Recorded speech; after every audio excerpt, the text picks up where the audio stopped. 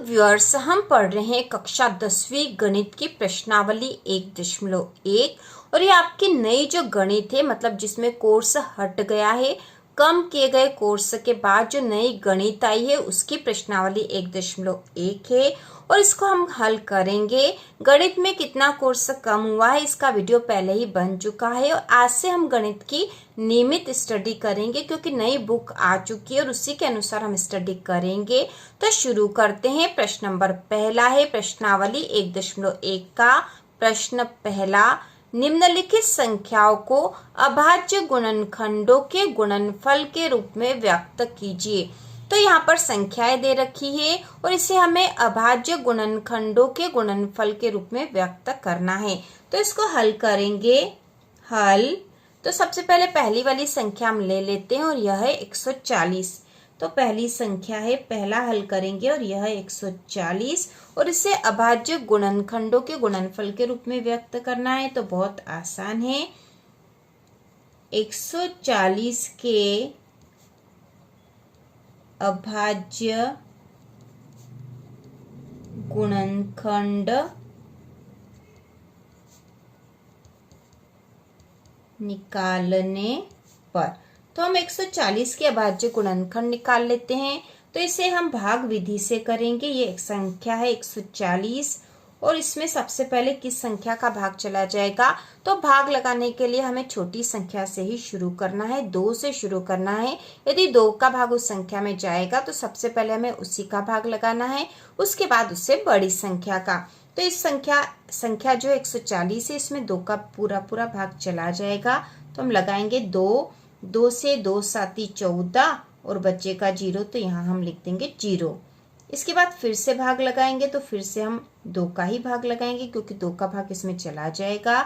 2 तिया 6 हो जाएगा, 1 बचेगा, ऊपर से 0 उतारेंगे तो 10 आएगा, 2 पंजे 10 हो जाएगा। ठीक है, जैसे 70 है हम यहाँ पे करके भी बता देंगे।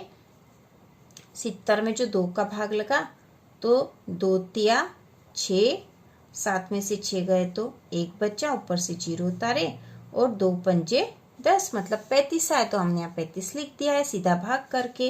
अब जो 35 संख्या है इसमें 2 का भाग तो जाएगा नहीं क्योंकि इसके आखिरी में 5 है। अब इसमें 3 का भाग भी नहीं जाएगा क्योंकि 5 और 3 8 होते हैं और 8 जो है 3 के पहाड़े में नहीं आता है, इसलिए इसमें 3 का भाग नहीं जाएगा। अब इसमें पीछे 5 है मतलब इसमें 5 का भाग चला जाएगा, तो हम 5 का भाग लगाएंगे। 5 का पहाड़ा 7 बार बोला तो 5 7 तो 35 हुए। अब जो संख्या 7 है इसमें 7 का ही भाग जाता तो 7 एकम 7 आया। तो इस प्रकार हमने अभाज्य गुणनखंड इसके निकाल लिए हैं। तो हम यहाँ लिखेंगे 140 के अभाज्य गुणनखंड बराबर 2 गुणा 2 गुणा 5 गुणा 7, ये आए हमारे पास, यही हमने लिखे हैं। और यहाँ पे 2 गुणा 2 2 बार है तो हम इसको ऐसे भी लिख सकते हैं कि 2 का वर्ग। 2 का वर्ग मतलब 2 गुणा 2 ही होता है, गुणा 5 गुणा 7। तो ये इसका आंसर हो गया, यही हमें निकालना था अभाज्य गुणनखंड और हमने निकाल लिया और हम यहाँ आंसर में भी यही लिख देंगे। तो बहुत ही आसान था यह। इसके बाद जो अगली संख्या है दूसरे नंबर पर, उसके अभाज्य गुणनखंड निकालेंगे। तो अगली संख्या 156 है और 156 के अभाज्य गुणनखंड हम उसी विधि से निकालेंगे। तो सबसे पहले हम 156 लिख देते हैं। अब इसमें भाग लगाएंगे और हमें पता सबसे पहले हमें छोटी संख्या से ही शुरू करना है। तो यहाँ पे आखिरी में 6 है मतलब इसमें 2 का भाग तो चला जाएगा, तो सबसे पहले 2 का ही भाग लगाएंगे। तो भाग लगाएंगे तो 2 साती 14, क्योंकि यहाँ 15 है तो हम 7 बार भाग लगा देंगे, 2 साती 14 हुए, 1 बचा, ऊपर से उतारा 6 तो 16 हो गए और 2 अट्ठी 16। ठीक है, ये कैसे करा हमने, यहाँ देखो ये 156 है, इसमें 2 का भाग लगाया तो 2 साती 14, यहाँ पे 15 में से 14 गए तो 1 बचा। ठीक है, और ऊपर से उतर गए 6, ये हो गया 16। अब भाग कितनी बार जाएगा 2 का, 8 बार, तो 2 अट्ठी 16 हो जाएंगे। तो इस प्रकार यहाँ 78 आते हैं जो हमने यहाँ लिखे और हम इसको हमने समझ भी लिया है। अब यहाँ 78, इसमें भी 2 का भाग चला जाएगा, 2 का ही भाग लगाएंगे। तो यहाँ पे 7 है तो 2 का पहाड़ा हम बोलेंगे 3 बार, 2 तिया 6 हो जाएगा, 1 बचेगा, ऊपर से उतारे 8, तो 18 हो गए और 2 नम 18। ठीक है, अब यहाँ पे हो गए 39, पीछे 9 आ गया और 2 का भाग इस संख्या में नहीं जाएगा क्योंकि यहाँ पीछे 9 है। अब यहाँ पे इसमें 3 का भाग चला जाएगा क्योंकि 3 और 9 संख्या है, हमें पता है 3 के पहाड़े में आती है।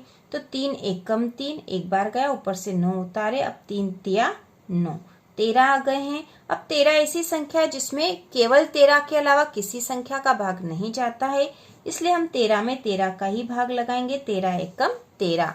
तो यह हमने इसके अभाज्य गुणनखंड निकाल लिए हैं और 156 के अभाज्य गुणनखंड हो गए हैं 2 गुणा 2 गुणा 3 गुणा 13। अब यहाँ 2 गुणा 2 है तो हम इसको ऐसे लिख सकते हैं 2 का वर्ग गुणा 3 गुणा 13, और यही इसका आंसर है 2 का वर्ग गुणा 3 गुणा 13। इसके बाद जो तीसरी संख्या दे रखी है वह है 3825 और इसका भी हमें अभाज्य गुणनखंड निकालना है। तो हम उसी विधि से निकालेंगे। सबसे पहले हम इसमें भाग विधि से इसके अभाज्य गुणनखंड निकाल लेंगे। तो 3825 में सबसे पहले हम किसका भाग लगाएंगे? तो यहाँ 2 का भाग नहीं जाएगा क्योंकि यहाँ आखिरी में 5 है और आखिरी में 5 है, इसका मतलब इसमें 2 का पूरा भाग नहीं जाएगा क्योंकि 2 के पहाड़े में 5 नहीं आता है। अब हम देखेंगे कि 3 का भाग इसमें जाएगा या नहीं।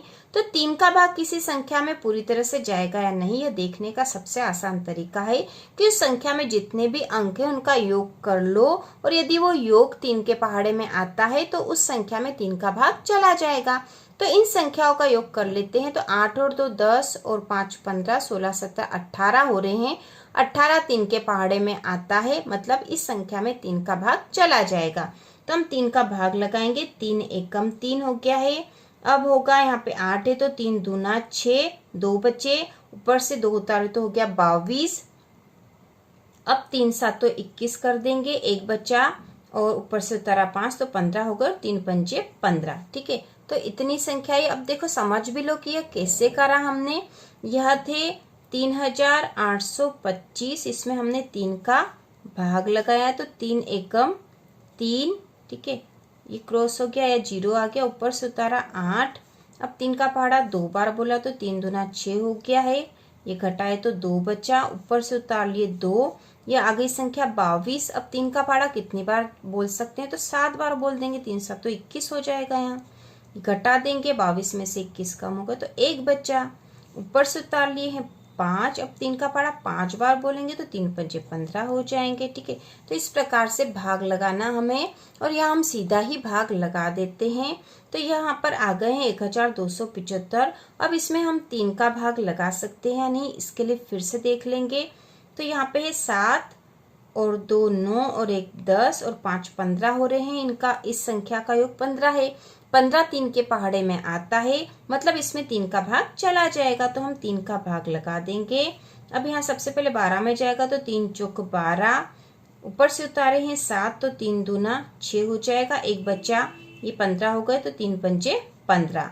अब अगली जो संख्या हमारे पास आ गई वो 425 है। 425 में 3 का भाग जाएगा नहीं, तो 4 और 2 6 और 5 11 होते हैं और 11 3 के पहाड़े में नहीं आता, मतलब इसमें 3 का भाग नहीं जाएगा।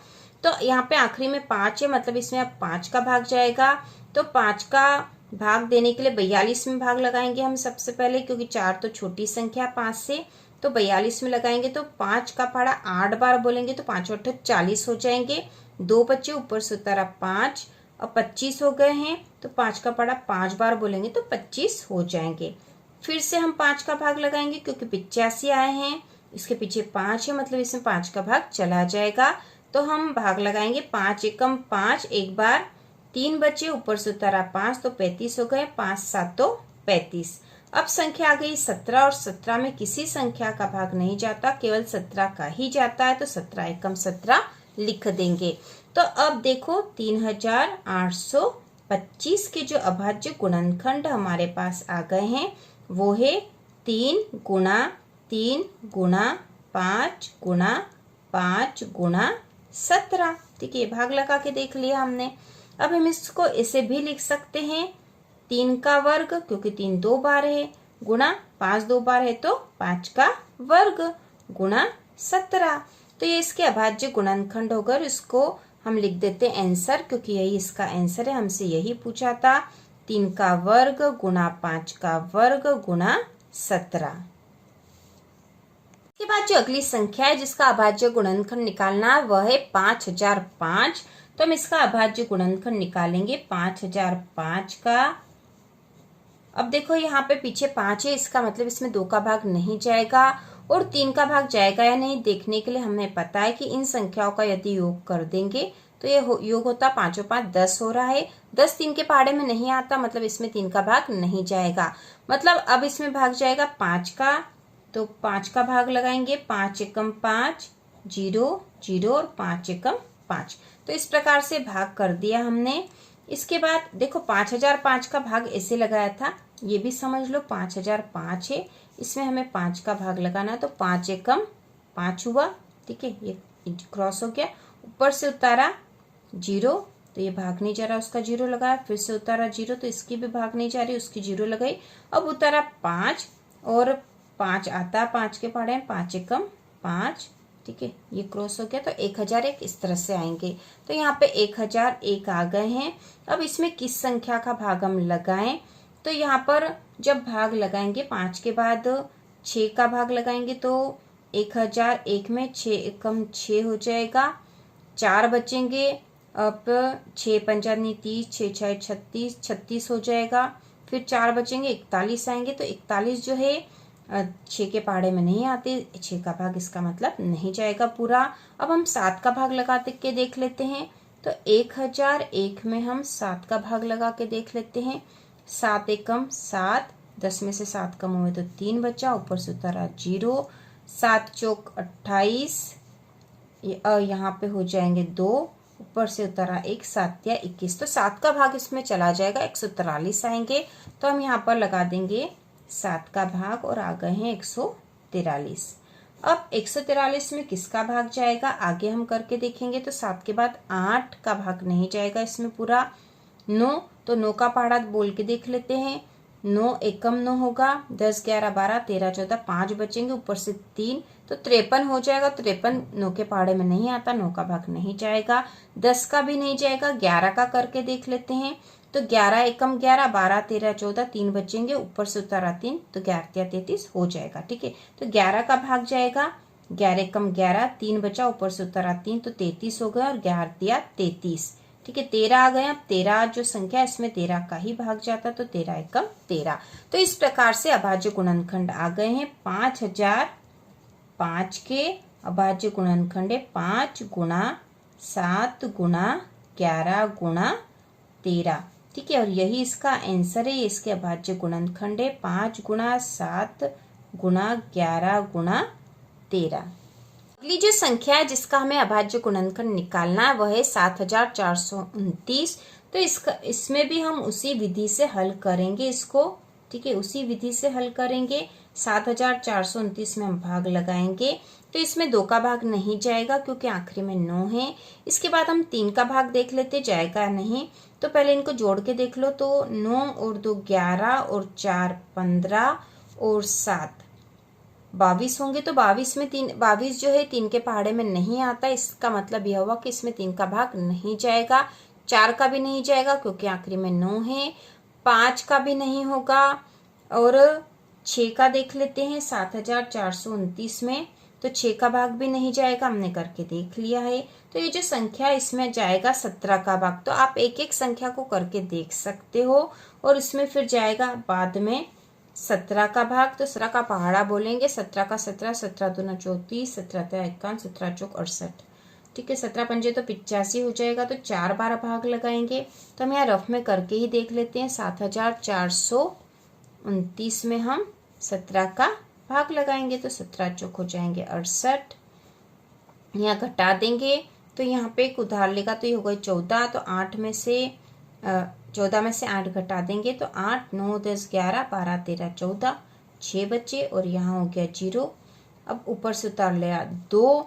फिर से 17 का पहाड़ा कितनी बार बोलेंगे, तो 17 का पहाड़ा 3 बार बोलेंगे, 51 आ जाएंगे और यहाँ घटा देंगे तो यहाँ पे हो जाएगा 2 में से 1 गया तो 1 और 6 में से 5 गया तो 1 बचा। ऊपर से उत्तर 9, 119 आए हैं। तो 17 का पहाड़ा यदि 7 बार बोलते हैं तो 119 आ जाते हैं। ठीक है, तो यहाँ आ जाएंगे 437। ठीक है, 437। तो हम यहाँ लिख देंगे 437। और ये कैसे आए हमने भाग करके ही देख लिया है। इसके बाद 437 में किस संख्या का भाग जाएगा, तो 17 के बाद 18 का भाग नहीं जाता है, 19 का भाग जाएगा इसमें 437 में। तो 19 दूना 38, 19 क्या 57 तो ज्यादा हो जाएंगे, 2 बार बोलेंगे। 19 दूना 38, 39, 40, 41, 42, 43, 5 बचे। ऊपर से उतार लेंगे 7 तो 57 हो गए। 19 दूना 38 और 19 क्या 57 होता है। ठीक है, यहाँ आ गए हैं अब 23। तो 23 में किसी संख्या का भाग नहीं जाता, केवल स्वयं का ही भाग जाता, मतलब 23 का। तो 23 एकम 23 हो जाएंगे यहाँ पर। तो इस प्रकार से 7429 के जो अभाज्य गुणनखंड आए हैं वो है 17 गुणा 19 गुणा 23। ठीक है, और यही इसका आंसर है। और इसमें सीधे 17 का भाग हमने नहीं लगाया, हमने पहले छोटी संख्याओं का भाग करके देखा था, लेकिन उनका भाग नहीं गया, 17 का भाग जाता है, इसलिए सीधा फिर 17 का भाग लगाया, फिर 19 का ही भाग जाएगा, और 23 में तो 23 का ही भाग जाएगा। और यही इसका आंसर है। इस प्रकार हमने प्रश्नावली 1.1 का प्रश्न नंबर पहला हल कर लिया है पूरी तरह से। और इसमें अभाज्य गुणनखंड निकालने थे जो कि हमने निकाल लिए हैं। तो इसी प्रकार के और वीडियो देखने के लिए कक्षा 10वीं की संपूर्ण तैयारी के लिए चैनल को सब्सक्राइब कीजिए।